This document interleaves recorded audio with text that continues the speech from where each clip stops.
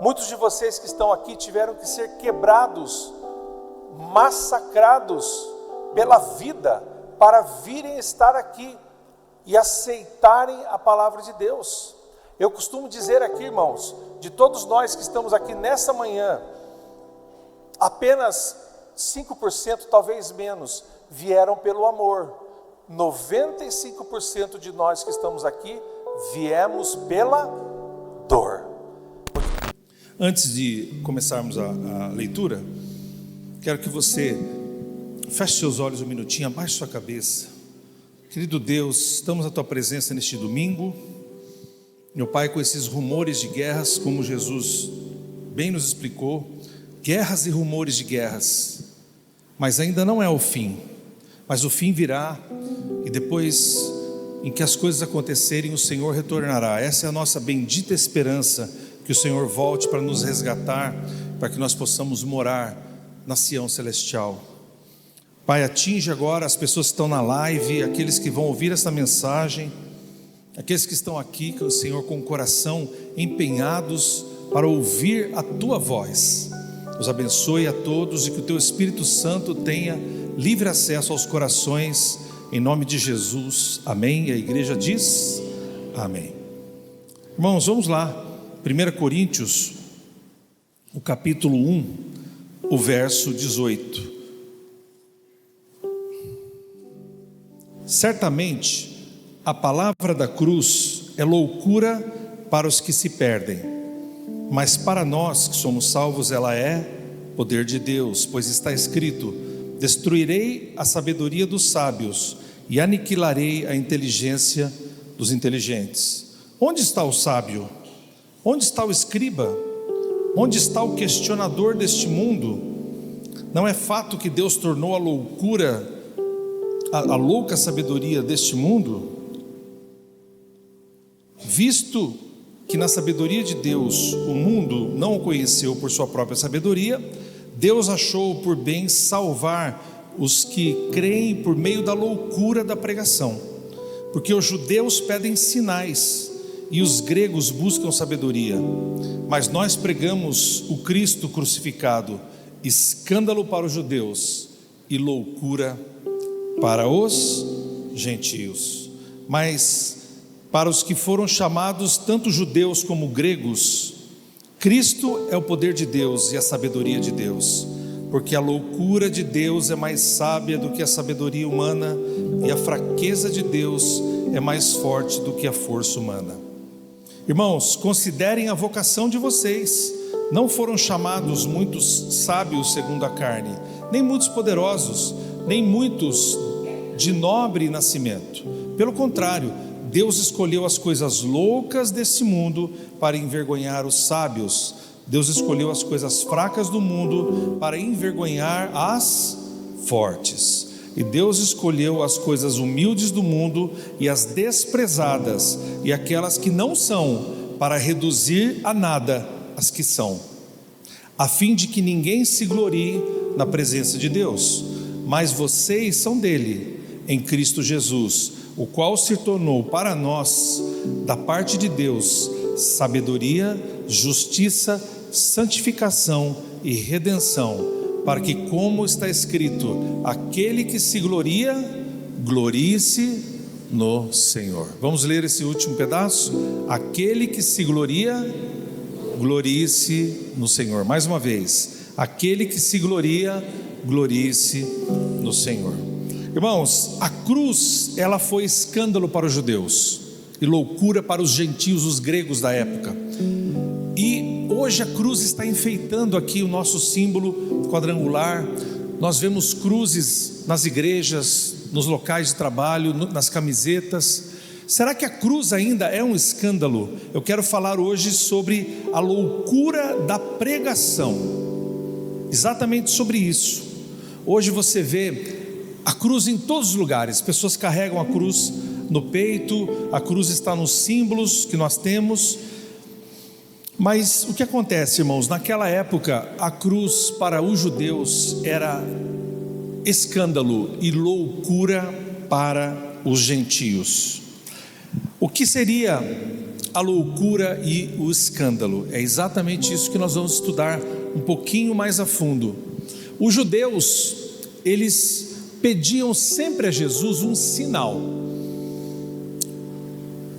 O próprio rei Herodes, antes de Jesus ser crucificado, Herodes Antipas, ele pede, quando Jesus estava ali preso com algemas, ele pede assim: faz algum sinal. A Bíblia diz que ele esperava algum sinal, e os judeus também esperavam. E um certo momento do seu caminho, Jesus é interrogado, e os judeus falavam assim: faz algum sinal para nós.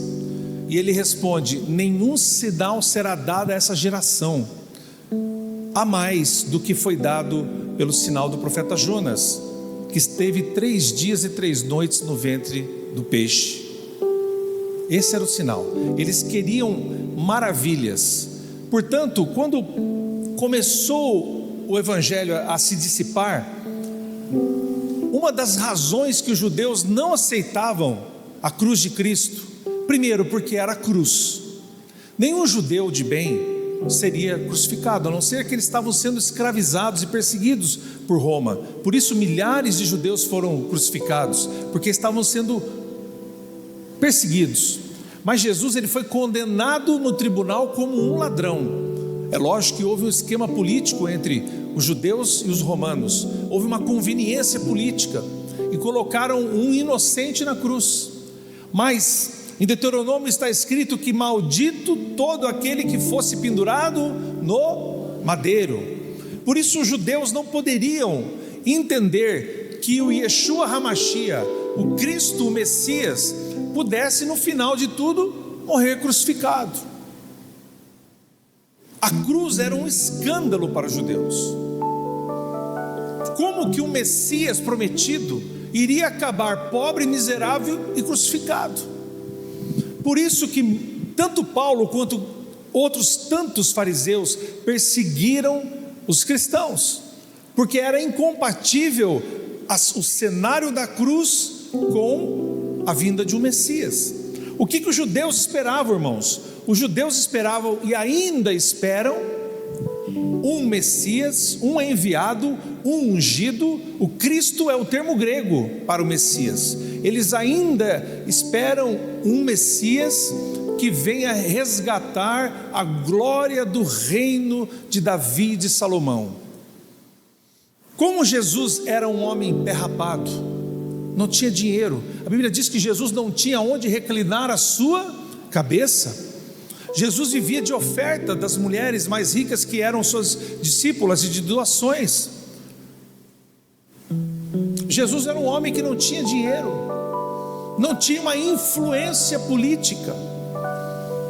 Quando quiseram, depois da multiplicação dos pães, quiseram colocar Jesus como rei, eles quiseram colocar ele nos ombros e quiseram levar para Jerusalém. A Bíblia diz que Jesus foge daquela rapaziada. Por quê? Porque Jesus não veio para ser um rei político, nem um rei militar, com poderio político militar. E isso frustrou grandemente os judeus, porque os judeus estavam esperando alguém à altura de Davi e de Salomão, e chega um pobre galileu, mestre de obras, porque um carpinteiro era um mestre de obras. Nazaré era uma pequena vila de construção, onde na verdade eles viviam acampados ali. E provavelmente, irmãos, Jesus não era só carpinteiro, ele era um construtor, um mestre de obras, que fazia estrutura de casas, porque o pai dele trabalhava nas estruturas das casas que iam sendo montadas. Jesus era um homem que era um carpinteiro / pedreiro. Os judeus não poderiam entender como um homem desse poderia resgatar o reino a Israel. Essa era uma razão, porque os judeus ainda rejeitam Jesus. A segunda razão era morrer numa cruz, condenado como um ladrão, traído sim, e condenado como um ladrão. Por isso os judeus pediam para Jesus sinais. Que sinais eram esses? Sinais maiores ainda do que Jesus fez, como curar os cegos, como ressuscitar a menina que estava na cama, o filho da viúva de Naim, Lázaro. Eles queriam que Jesus restaurasse a força e o poder do reino de Israel. Na última semana, os discípulos chegam para ele e dizem assim: mestre, olhe essas pedras que Herodes o Grande melhorou o templo, né? Ele ampliou o templo, a esplanada do templo. Olha o tamanho dessas rochas quase do tamanho desse púlpito, tudo encaixado, sem cimento. Como pode? E Jesus diz assim: vai chegar o tempo que não vai ficar pedra sobre pedra que não seja derrubada. Ao invés de Jesus estabelecer um reino político e militar que libertasse os judeus dos romanos, Jesus não veio para isso. Ele veio para salvar e libertar aquele que se havia perdido. Mas não foi aceito, porque os judeus não queriam alguém que libertasse a alma do homem, queria que libertasse do Império Romano. Por isso, para os judeus, a cruz era escândalo. Como pode um Messias morrer crucificado? Irmãos, nós temos um texto muito importante que diz sobre a altivez, o orgulho do ser humano. Nós somos seres orgulhosos. Muitos de vocês que estão aqui tiveram que ser quebrados, massacrados pela vida para virem estar aqui e aceitarem a palavra de Deus. Eu costumo dizer aqui, irmãos, de todos nós que estamos aqui nessa manhã, apenas 5%, talvez menos, vieram pelo amor. 95% de nós que estamos aqui viemos pela dor, porque o ser humano não entende a linguagem do amor. Por isso que Deus permite que você venha pela dor.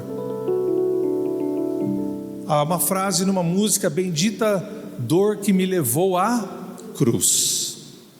Portanto, em Tiago 4,6 fala sobre o orgulho humano. Vamos ler juntos. Mas Ele nos dá cada vez mais graça.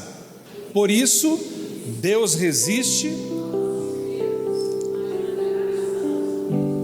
Vamos dizer mais uma vez: Deus resiste aos, mas dá graça aos humildes. A cruz veio de graça, o favor de Deus, para quebrar o orgulho humano. Por isso que para os judeus era impossível quebrar aquele orgulho de que Israel um dia será um grande reino, e será, quando Cristo tiver o seu governo físico no milênio. De Sião sairá o governo. Todo o governo da terra, depois da vinda de Cristo, quando Ele voltar e pisar no Monte das Oliveiras, todo o governo militar e todo o governo político sairá de Sião, porque Ele reinará de Jerusalém com o seu cetro de ferro, e nós o serviremos. Veja, Deus resiste aos soberbos, mas dá graça aos humildes. Quero fazer um parênteses aqui, irmãos. Todos nós na vida já fomos soberbos e orgulhosos. Alguns mais, outros menos. Eu posso estar aqui no mais. Talvez um monte de vocês estejam comigo aqui no mais. Outros podem estar menos.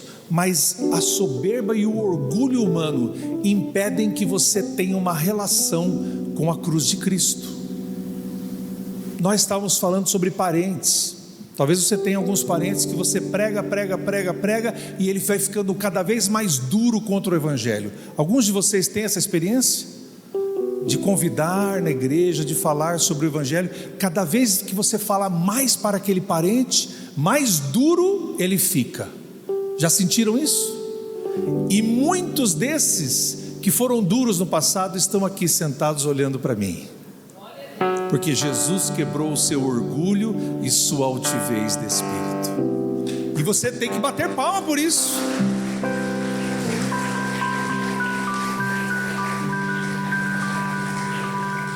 E muita gente tem a cruz como escândalo, como os judeus tinham. Paulo, é claro, diz que para os judeus, por razões políticas e também razões religiosas, um homem pendurado no madeiro não era um fim de um Messias. Em Gálatas 2,16, vocês podem ler comigo assim, sabendo contudo que o homem não é justificado por obras da lei, e sim mediante a fé em Jesus Cristo, também temos crido em Cristo Jesus, para que fôssemos justificados pela fé em Cristo, não por obras da lei, pois por obras da lei ninguém será justificado. Em outras palavras, a obra da religiosidade não justifica ninguém. Meu irmão, se você leva a sua vida cristã como uma vida religiosa, eu vou para a igreja, bato palma, dou oferta, meu dízimo e volto para casa, nada acontece, eu não prego Jesus, a minha vida não se transforma, e é isso. Você está incorrendo no mesmo erro de muitos daqueles judeus que viviam religiosamente, mas apesar da vida religiosa, não conseguiam entrar na dimensão do Espírito, que era aquilo que Cristo estava fazendo na obra. Por isso Jesus foi perseguido por quem? Pelo povo simples e humilde? Não, Jesus foi perseguido pela elite religiosa da época. E Paulo diz em Gálatas muito claramente: não por obras da lei ou por obras do sacrifício da religião, pois por obras da lei ninguém será justificado. Quando você deixa de votar, você tem que fazer o que com o seu voto? Justificar. Você tem que dizer para a justiça eleitoral que você não votou porque você estava na praia. É uma boa razão, sim ou não, irmãos? Você estava na praia, é por isso que você não votou. Você precisa justificar. Quando nós chegamos na presença de Deus, nós chegamos com uma cédula. Essa cédula está escrito: justificado pelo sangue de Cristo. Quando Deus levanta, Ele olha para: quem é esse aqui? Ah, esse aqui já está pago, está justificado, pode entrar. Isso significa justificação, é um ato jurídico de que você não deve mais nada. Por isso eu posso pecar à vontade? Sim ou não, pessoal? Por isso que nós temos que viver em santidade. Algumas teorias de como Deus age, os calvinistas versus os arminianos, é uma guerra que nunca vai acabar. Alguns dizem assim: uma vez salvo, salvo para sempre. Outros dizem assim: se eu sou salvo, eu tenho que perseverar. Mas os outros aqui explicam que a perseverança dos santos vai até o final.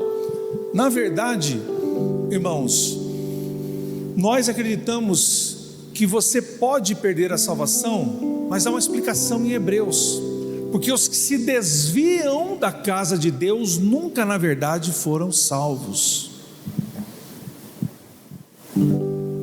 Por isso, aquilo que eu faço, por mais que eu seja um benfeitor da cidade de Chavantes, não vai fazer com que eu seja justificado e perdoado na frente do meu Deus e Pai. Nós só somos justificados quando nós apresentamos uma cédula na frente de Deus, escrito assim: salvo, redimido, justificado pelo sangue de Cristo. Agora, em Atos 4:12, nós vamos ler: e não há salvação em nenhum outro, porque debaixo do céu não existe nenhum outro nome dado entre os homens, pelo qual importa que sejamos salvos.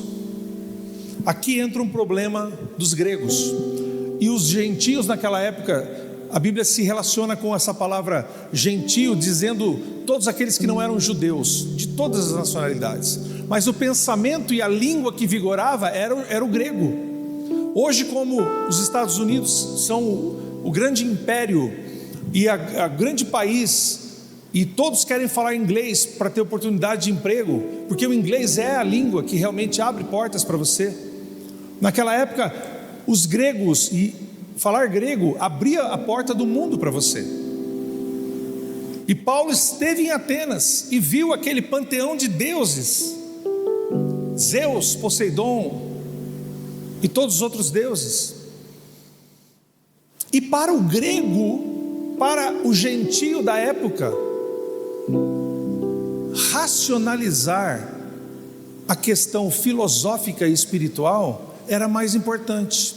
Por isso que quando Paulo começa a dizer assim, ao Deus desconhecido, é esse que eu sirvo, eles pararam e falaram assim, e aí, me conta quem é o Deus desconhecido? Ora, é um galileu do norte de Israel, um homem pobre, que fez muitos milagres, e que depois foi preso e traído, foi chicoteado, uma grande coroa de espinhos, depois ele foi massacrado na cruz, preso pelos pregos, morreu, verteu seu sangue e ressuscitou. Quando ele começou a contar a história do Cristo histórico, os gregos,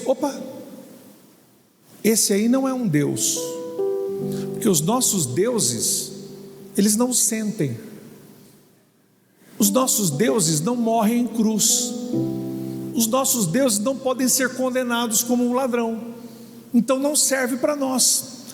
Porque a racionalidade do pensamento grego impedia que eles entendessem a cruz de Cristo. E aqui vem, irmãos, um detalhe: todas as vezes que nós tentamos apenas racionalizar a salvação não acontece, porque a salvação em Cristo, ela é muito mais do que o raciocínio, ela é a revelação de Deus no nosso coração. Você pode ter sido salvo por um louvor, você pode ter sido salvo por uma palavra que o pastor falou sem querer, porque Deus age de maneiras que os homens não entendem, porque o Evangelho não se trata de um racionalismo frio, mas o Evangelho se trata da revelação de Cristo no seu coração. Por isso que os gregos precisavam racionalizar. Mas espera aí, esse cara era pobre, nasceu como homem, estranho, depois ele foi morto, foi chicoteado, que Deus é esse? Porque não cabia na mentalidade dos gregos, não cabia um homem, um Cristo crucificado, martirizado. Por isso que Paulo diz assim, para os gregos gentios é loucura. Quem aqui já foi chamado de louco pelos parentes ou pelos vizinhos? Alguns aqui já foram chamados de loucos pelos parentes e vizinhos? Se você foi chamado de louco, irmãos, parabéns, você está no caminho certo, porque a mensagem da palavra de Deus, a mensagem da salvação, ela é loucura para a mente humana. Eu posso aqui, irmãos, colocar aqui 100, 200 ateus, explicar tudo, desde Moisés, de Abraão, como Cristo foi sendo anunciado, e os ateus podem estar olhando aí sentados, mas se não houver a revelação, o toque do Espírito Santo, nenhum ateu daqui vai sair salvo. Sabe por quê? A condição do pecado em Adão turvou a nossa mente. O que é a filosofia humana, irmãos? A filosofia é uma tentativa de explicar a vida, o mundo espiritual, o mundo da terra aqui que nós vivemos, o mundo das emoções. O que é a filosofia? É a tentativa do homem de explicar o sentido da vida. E o que é o Evangelho? O Evangelho é mostrar a todos nós o que é a verdadeira vida.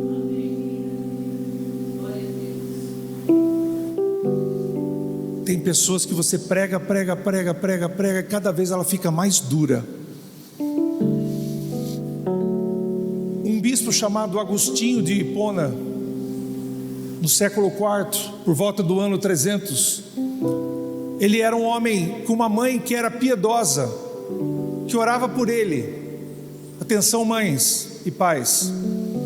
E ele era um homem intelectualmente avançado, inteligente, mas ele vivia em devassidão, com mulheres mais velhas, vivia na bebida, vivia numa vida de devassidão, pecados sexuais.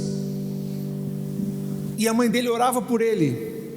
Um dia, ele estava num jardim e ouviu a voz de uma criança do outro lado. A voz de uma criança dizia: toma e lê. Ele foi evangelizado pela sua mãe, mas nunca se converteu. Era um homem de vida boêmia. E esse homem escutou umas risadas de criança e ouviu uma voz que falava: toma e lê. Ele foi impelido pelo Espírito Santo, abriu a palavra de Deus em Romanos, e ali ele entendeu a salvação pela graça. Esse homem foi um dos homens mais importantes do cristianismo, trouxe bases que nós usamos ainda na teologia de hoje, e escreveu Confissões de Santo Agostinho, um livro onde ele diz assim: criaste-nos para nós, enquanto a nossa alma vive inquieta, enquanto não repousa em vós. Era um homem que confessou todos os seus pecados, e que foi longe na filosofia cristã, mas ele foi convertido pela voz de uma criança. Os caminhos de Deus são mais misteriosos que os nossos caminhos. Ontem eu estava ouvindo um depoimento de um irmãozinho lá do Nordeste, que estava preso, um senhorzinho, e tinha um irmão que pregava para ele sempre. E quando ele foi preso, esse irmão aparecia na cadeia e continuava pregando. E ele falava: Deus me livre e guarde esse homem, querendo falar de Jesus para mim. E ele lá, cadeiro, morando na cadeia, lá vivendo na cadeia. E vocês sabem que nas cadeias tem grandes igrejas lá, com pastores, tudo, presidiários que se converteram. E esse homem, toda vez que ia visita, aparecia esse missionário lá atrás, assim, querendo falar com ele. Nunca desistiu. E esse senhor diz assim: quando começaram a cantar um hino, naquele dia alguma coisa mudou, porque eu ouvi as palavras da cruz naquele hino, e ele começou a sentir algo dentro dele. Ele se ajoelhou lá na cadeia, na frente do pastor, e se entregou para Jesus. É um mistério da salvação. Porque, irmãos, nós todos somos pecadores, todos nós. Lá em Romanos 3:23, a palavra de Deus diz assim: pois todos pecaram e carecem da glória de Deus. Quantos pecaram, irmãos? Todos pecaram. Para os judeus, eles queriam um representante que tirasse o jugo do Império Romano, uma libertação política. Os gregos queriam um homem de boa moral, de ciência, de cultura. Queriam um Deus verdadeiro, como na mitologia dos gregos. Mas para os judeus, a salvação era um escândalo por causa da cruz. Para os gregos era uma loucura, porque não dá para acreditar. Se você for ler a Bíblia e perguntar para mim assim: eu posso até aceitar Jesus, mas eu não aceito que houve a Arca de Noé. Eu posso até aceitar que houve Jesus e que salvou a humanidade, mas eu não aceito a mula de Balaão. Posso aceitar a salvação, mas eu não aceito que Josué parou o sol e a lua. Eu não aceito que Moisés abriu o mar vermelho. Eu não aceito que Elias trouxe fogo do céu várias vezes. Então, meu querido, não há negociação na Bíblia. Se você não aceita que houve fogo do céu, que Moisés abriu o mar nas 10 pragas, se você não acredita e no Éden, se você não acredita na Arca de Noé, você não acredita em Cristo, pois Ele estava prefigurado em todas estas partes da palavra de Deus. Porque o Evangelho não é um raciocínio frio, o Evangelho é a revelação de um Deus que estava escondido e que se manifesta somente àqueles que o buscam. Você quer melhorar a sua posição espiritual hoje? Busque a Deus. Deus se escondeu dos homens.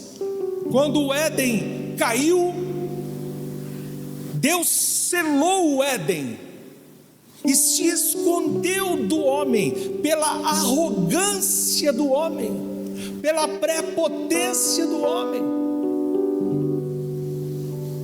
Deus veio se revelando progressivamente no Velho Testamento. Como é que é o nome disso? Ele era um Deus abscôndito. Estou treinando bem, irmãos. Ele era um Deus abscôndito, um Deus que se escondeu dos homens. Tamanha perversidade do coração do homem. Mas ele vai se revelando progressivamente no Velho Testamento, até que na plenitude dos tempos aparece o maior homem que nasceu de uma mulher, chamado João Batista, que diz: arrependei-vos, porque agora sim é chegado o reino dos céus.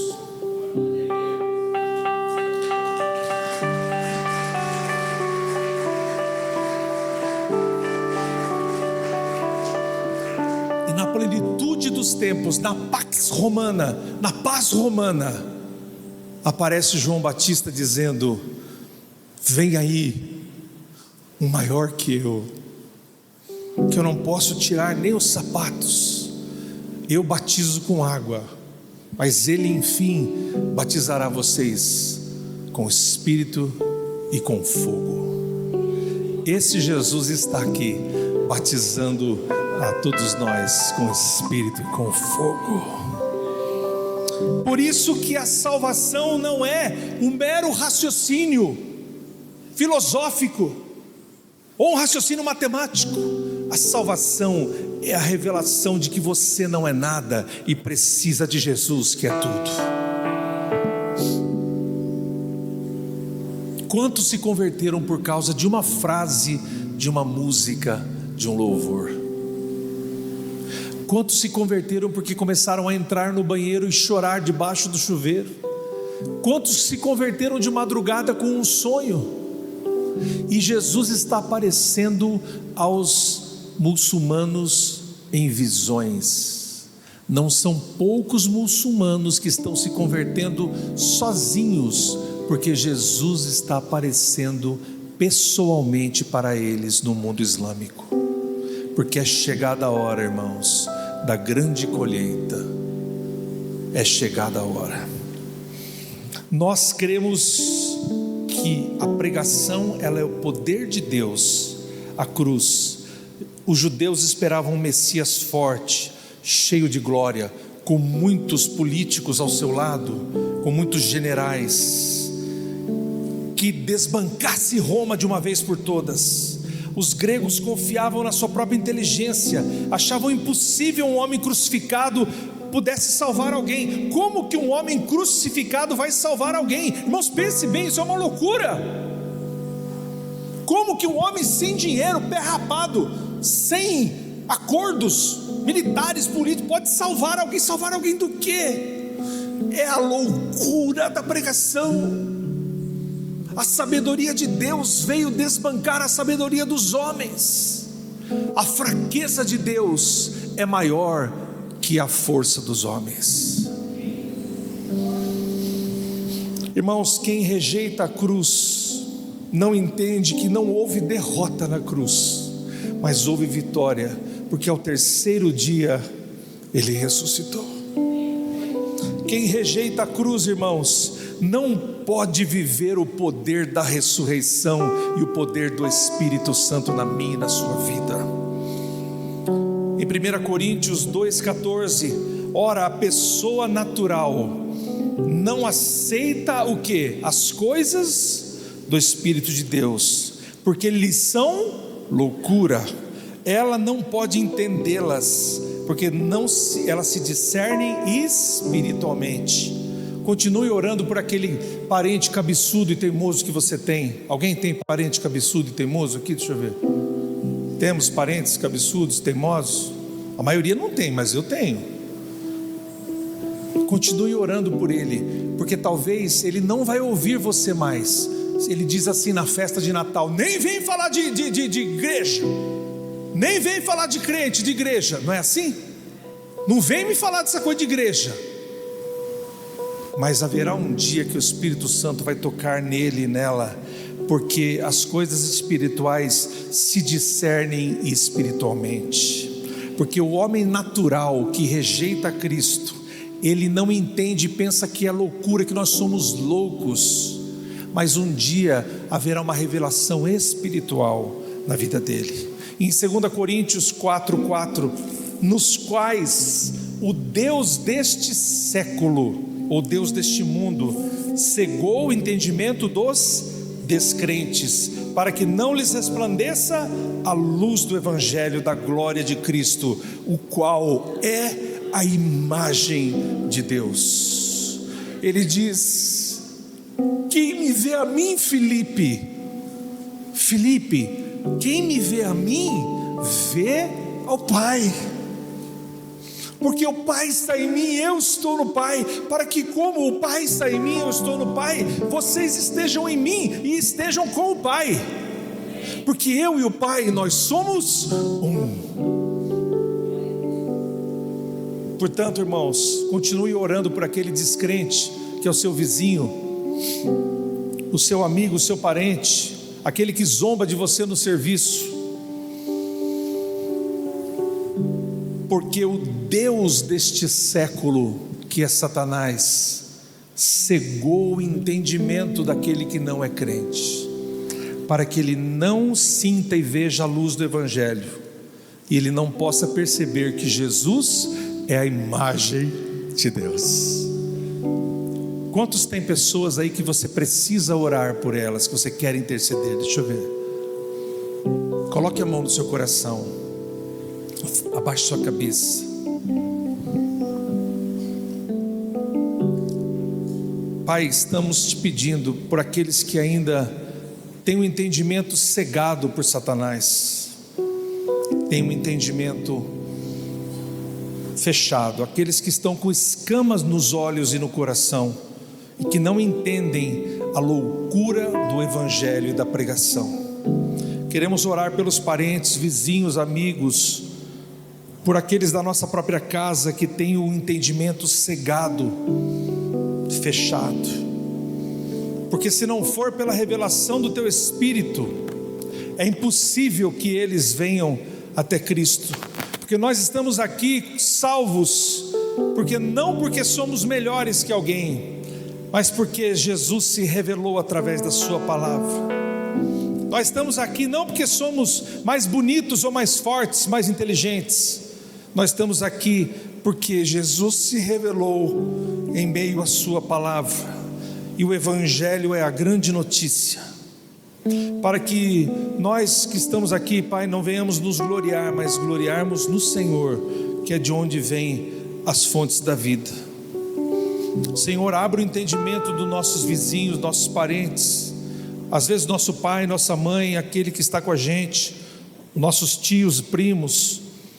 Abra o entendimento do chefe no trabalho, daqueles que estão trabalhando do lado da gente, para que a gente possa ver neles a revelação do Teu Espírito, porque A palavra da cruz é loucura para os que se perdem, mas para nós, Senhor, que somos salvos, ela é poder de Deus. Te louvamos por isso em nome de Jesus. Amém. A igreja diz: amém.